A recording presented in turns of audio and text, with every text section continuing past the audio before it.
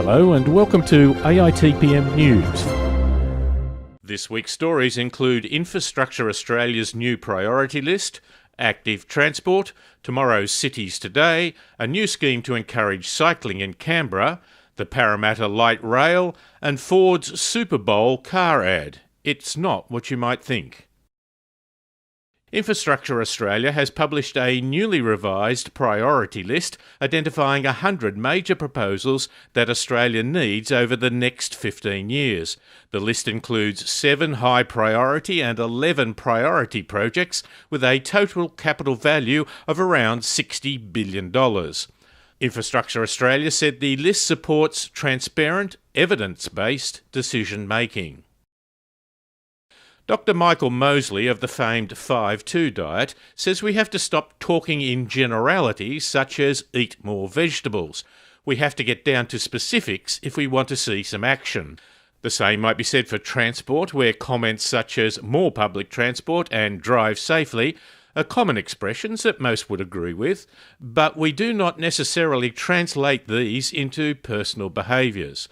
Now the EU has the PASTA project, Physical Activity through Sustainable Transport Approaches. They did a 2-year longitudinal survey in 7 case study cities to find out which initiatives to promote walking and cycling actually worked. They said, somewhat boldly, that the project aims to bring evidence into policy making. Ken Welsh recently spoke at an AITPM branch meeting in New South Wales on the subject of tomorrow's cities today. He looked at some implications of modern technological developments such as 3D printing on transport. If you can print an item locally, such as a panel for a damaged car, and do not have to manufacture it overseas and then transport it by ship, railway and truck to your location, then the concept of freight transport, in this case, is altogether different. Also, we think of drones delivering things through the air. But under consideration is a truck delivering many drones to a distribution location that then travel on land to individual locations. And finally, if autonomous vehicles are as good as we think, then there will be less wandering in the traffic lane and we might get away with narrower lanes. We often take an all-or-nothing approach to the mode we want people to take. But a long journey to work by cycling can be discouraging. Canberrans now have a central place to park the car for free, grab a coffee, jump on their bike and ride the rest of the way to work, with the launch of Australia's first Park and Pedal scheme at Lindsay Pryor National Arboretum car park. The government says that it is then a leisurely 30-minute ride to the City, Woden, National Triangle and Barton precincts. The New South Wales government has just announced that it will build a light rail link to Parramatta, partly replacing an existing rail line.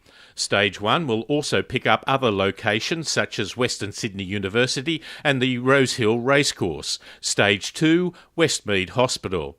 The just-released Infrastructure Australia report highlights the need for public transport access to Parramatta, which they say could include bus or light rail. The April edition of the AITPM newsletter asks if a better way might be autonomous buses on this corridor. They can be linked electronically to replicate a tram, the system could be built more cheaply, the corridor could be used for emergency vehicles, and the vehicles would make less noise than steel wheels on steel rails. Each year, car companies make a huge splash with special ads for the broadcast of the American Super Bowl. The ads typically present truisms, lifestyle values, technology and humour, but this year the Ford ad stood out by showing that transport was not just about cars. Ford is positioning itself as a mobility company. The ad even ended with a cyclist passing a long line of stationary vehicles caught in a traffic jam.